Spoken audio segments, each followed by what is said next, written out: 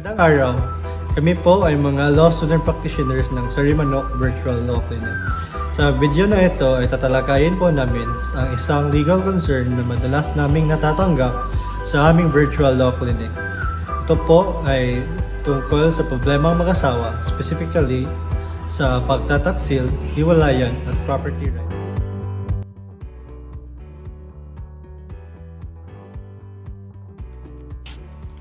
Ang batas na namamahala ng marriage sa Pilipinas ay ang Family Code. At ayon sa Article 1 ng Family Code, marriage is a special contract or permanent union between a man and a woman entered in accordance with the law for the establishment of conjugal and family life. It is the foundation of the family and an inviolable social institution whose nature, consequences, and incidents are governed by law and not subject to stipulation, except that marriage settlements may fix the property relations during the marriage within the limits provided by this code. Merong tatlong klaseng ugnayan ang namumuno sa ari-arian ng mag-asawa. Ito ay ang absolute community of property, conjugal partnership of gains, at complete separation of property. Kung wala kayong kasunduan sa kung ano ang mamumuno sa inyong pag-aari, ang batas ay magtatakda ng default na kasunduan. Kung kayo ay nakasal bago maging epektibo ang Family Code noong August 3, 1988, ang mag-govern na kasunduan ay ang Conjugal Partnership of Gains. At kung kayo naman ay nakasal pagkatapos ng petsa na ito, ang Absolute Community of Property naman ang mamumuno sa inyong pagmamayari.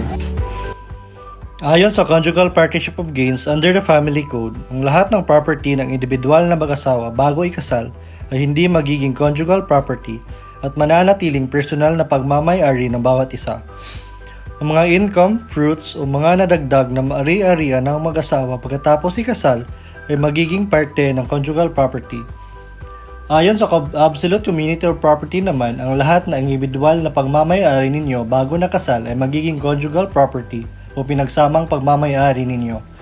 Kasama na dito ang magiging kita, fruits at ang mga nadadagdag sa pagmamay-ari ninyo pagkatapos ninyong makasal. At kung kayo naman ay nagkasundo na ang complete separation of property ang mamumuno, lahat ng ari-arian ninyo bago kayo nakasal at mga nakuha pagkatapos kayo nakasal ay magiging magkahiwalay na pagmamay-ari ng isa't isa at hindi magiging parte ng conjugal property. Ang mag-asawa ay obligadong manirahan sama-sama, obserbahan ang pag-ibig sa isa't isa, rumespeto at maging tapat, at magbigay ng tulong at suporta sa isa't isa. Ang mag-asawa ay may responsibilidad na magsuporta sa pamilya at ang gastos nito ay magagaling sa pagmamay-ari ng mag-asawa o ang conjugal property. Isa sa obligasyon ng mag-asawa ay ang maging matapat sa isa't isa. Ang paglabag ng obligasyong ito sa pamamagitan ng pangangaliwa o pagtataksil sa asawa ay isang krimen sa Pilipinas. Pag-uusapan natin ngayon ang dalawang pinaka-basic na batas kriminal tungkol sa pangangaliwa, ang adultery at concubinage. Ano nga ba ang adultery at ano ang pagkakaiba nito sa concubinage? Ayon sa Article 333 ng Revised Penal Code, ang adultery ay isang krimen na kung saan ang isang kasal na babae ay nakipagrelasyong sexual o nakipagtalik sa lalaking hindi niya asawa. Maging ang kanyang kalaguyong lalaki ay pwedeng kasuhan ng adultery kung alam niyang kasal na ang babae. Ang pagkakaroon ng anak ng isang kasal na babae sa kanyang kabit na lalaki ay may tuturing din na adultery dahil ito'y nangangahulugan na sila'y nagsiping at ito ang pinaparusahan ng batas. Ayon sa batas, kahit na mapawalang bisa o maanal ang kasal ng babae sa hinaharap, hindi ito basihan para sabihin hindi siya nagkasala ng adultery sa ngayon. Ang concubinage naman, ayon sa Article 334 ng Revised Penal Code, ay isang krimen na kung saan ang isang kasal na lalaki ay ibinahay ang kanyang kabit o nakipagrelasyon sexual o nakipagtalik sa babaeng hindi niya asawa sa iskandalosong paraan. Hindi tulad ng adultery, ang pagkakaroon ng anak sa ibang babae ay hindi agad nangangahulugan ng kasong concubinage dahil hindi ang pagkakaroon ng anak sa kabit ang pinaparusahan ng batas kundi ang pagbabahay ng kabit. Ngunit bago makasuhan ng biktimang asawa ang nagkasalang asawa at ang kanyang kabit ng adultery o concubinage, maraming bagay ang dapat mapatunayan nito. Ano nga ba ang mga elemento ng adultery? Una, dapat kasal ang babae. Pangalawa, nakipagtalik ang babaeng ito sa lalaking hindi niya asawa. At pangatlo, para makasuhan din ang lalaking kabit, dapat alam niyang kasal ang babae sa iba. Ano naman ang mga elemento ng concubinage?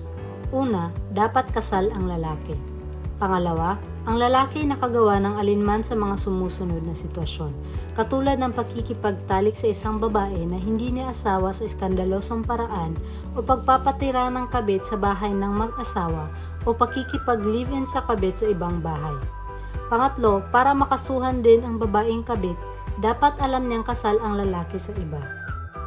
Ang isang pagtatalik ay kinukonsidera na isang bilang ng adultery, kung kaya kung ilang beses ang pagtatalik ay ganun din karami ang bilang ng nasabing krimen.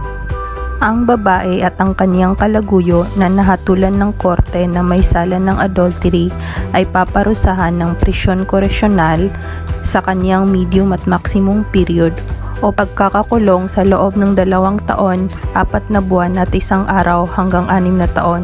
Kung concubinage naman ang krimen, ang parusa ng lalaki ay prisyon koresyonal sa kanyang minimum at medium period o pagkakakulong ng 6 na buwan at 1 araw hanggang 4 na taon at 2 buwan. Ngunit ang parusa sa kabit ay distero, kung saan pagbabawalan ng kabit na pumunta sa mga lugar na nakasaad sa court order ng hindi hihigit sa 250 kilometers at hindi kukulang sa 25 kilometers mula sa nasabing lugar.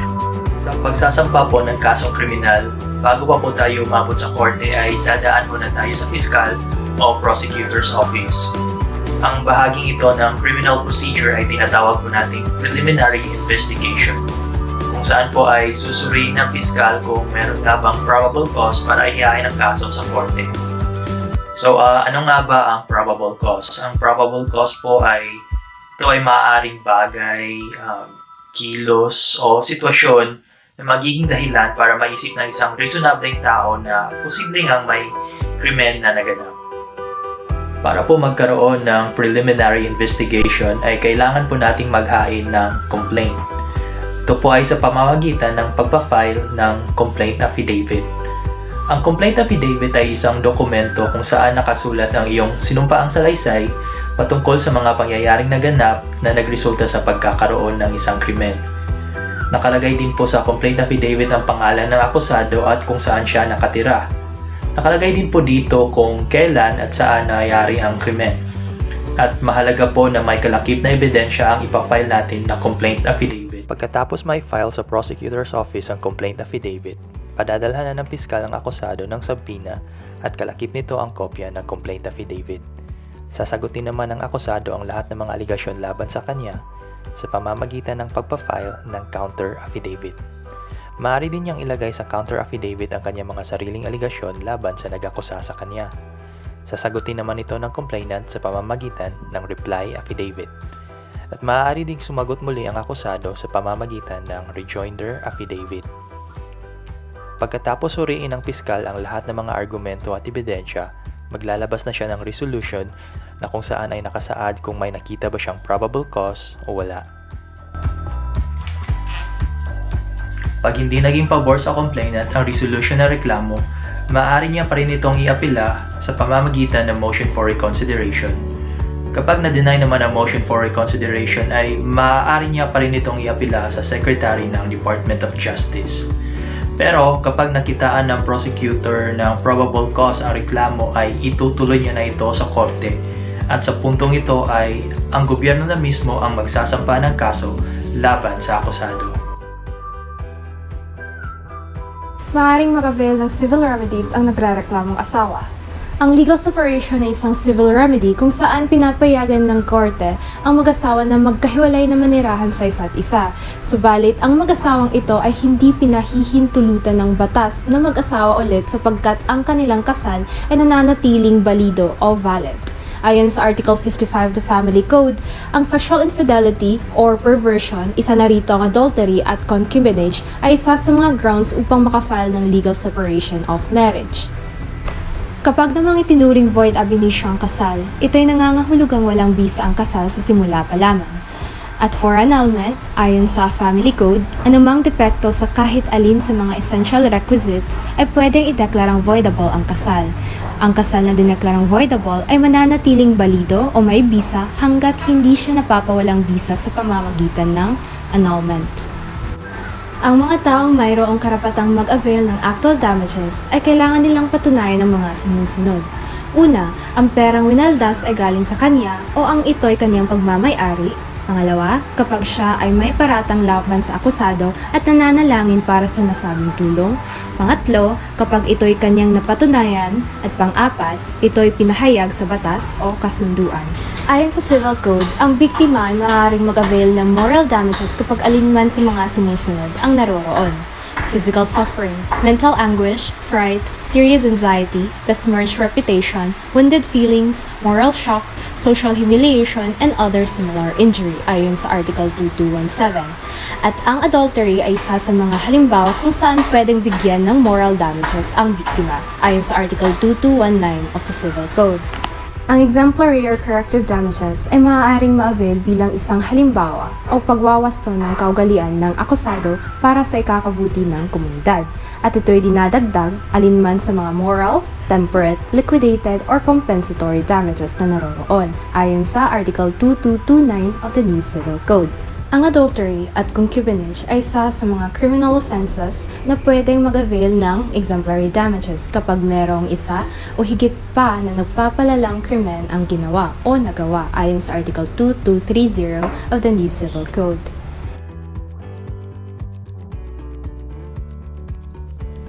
Ang video po na ito ay bahagi ng aming legal literacy campaign. Para sa karagdagang impormasyon tungkol sa mga bagay na may kinalaman sa batas, maaari niyo pong bisitahin ang aming website sa www.sarimanoklawclinic.com.